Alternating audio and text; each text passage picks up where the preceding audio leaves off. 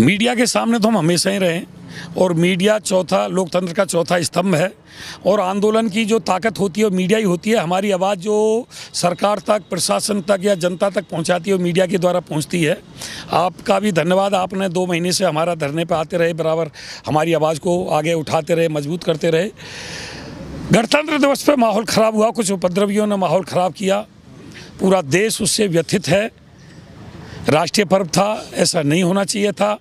वो उपद्रवी कहाँ से आए, कैसे ये हुआ, ये मेरी जानकारी में नहीं है, क्योंकि किसान मोर्चा के हम भागीदार नहीं थे, उसके अंग नहीं थे, आपको भी जानकारी है। हम अपना स्वतंत्र आंदोलन चला रहे थे। उस स्थिति को भांपते हुए रात प्रशासन हमारे धरने पे आया। डीसीपी साहब, एडिशनल डीसीपी साहब शहर कोतवाल, उन्होंने सारी स्थितियों की चर्चा की, अनुरोध भी किया। अब स्थिति नहीं है आगे धरना चलाने की, आपका शांतिपूर्वक संगठन है, आप धरना स्थगित करें, तो उसके अनुरोध पे हमने रात धरना स्थगित कर दिया। तो आगे किस तरीके से अभी आगे ये है, प्रदेश कार्यकारिणी और राष्ट्रीय कार्यकारिणी की हमारी बैठक होगी। किसानों की मांग जारी रहेगी, क्योंकि मैंने जो संगठन की रचना की है अपने साथियों के साथ मिलकर के, वो किसानों के अधिकार के लिए की है, किसानों के लिए की है।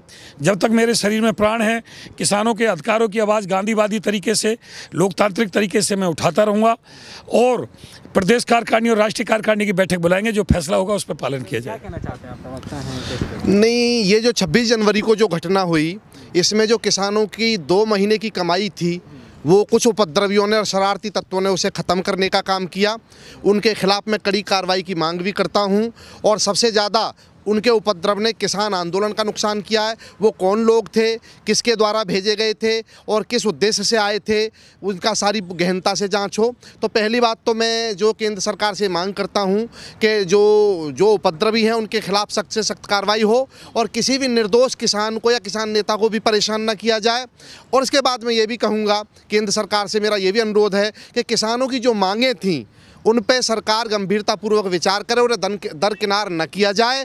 और ताकि मैं चाहता हूं कि अभी भी एक ऐसा रास्ता केंद्र सरकार निकाले ताकि ये जो चीज़ है सरकार के प्रति किसान बिरादरी में एक अच्छा संदेश जाए और इस चीज़ को थोड़ा सा मैनेज किया जा सके, लेकिन उपद्रवियों को न बख्शा जाए, ये मेरा मानना है बिल्कुल।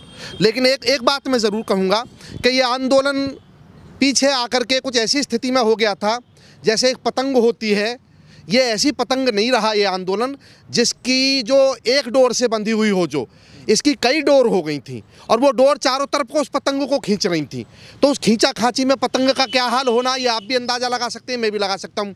ऐसा ही कुछ हालत रही और बीके लोक शक्ति कभी भी किसान मोर्चा का हिस्सा नहीं रही, कभी वार्ताओं में नहीं गई, ना हमने कोई ऐसी इच्छा पाली कि हम वार्ताओं में जाएँ। हम निस्वार्थ भाव से एक अपना किसानों के समर्थन में बैठे थे। लेकिन जिन लोगों ने इस आंदोलन को ख़त्म करने का काम किया है, बिगाड़ने का काम किया है, उनके खिलाफ कार्रवाई हो, लेकिन निर्दोष लोगों को परेशान न किया जाए। और जो किसानों की मांगें थीं वो सरकार उन पर गंभीरता से विचार करे।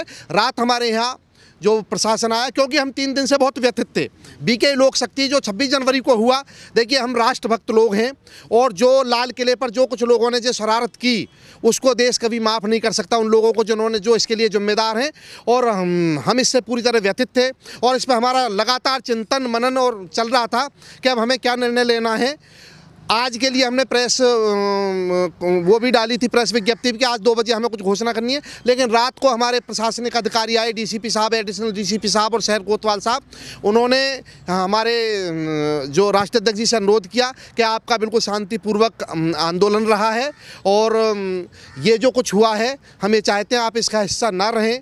और हम भी इस पर पूरे बराबर चिंतन कर रहे थे, तो हमने उनकी जो बात थी उसको स्वीकार किया और फिलहाल इस पूरे मामले से अपने आप को अलग करते हुए आंदोलन को स्थगित किया है, ख़त्म नहीं किया है। समय आने पर अपनी बीके लोक शक्ति राष्ट्रीय कार्यकारिणी और प्रदेश कार्यकारिणी की बैठक कर करके अपनी इन मांगों को दोबारा से केंद्र सरकार के सामने उठाने का काम करेगी।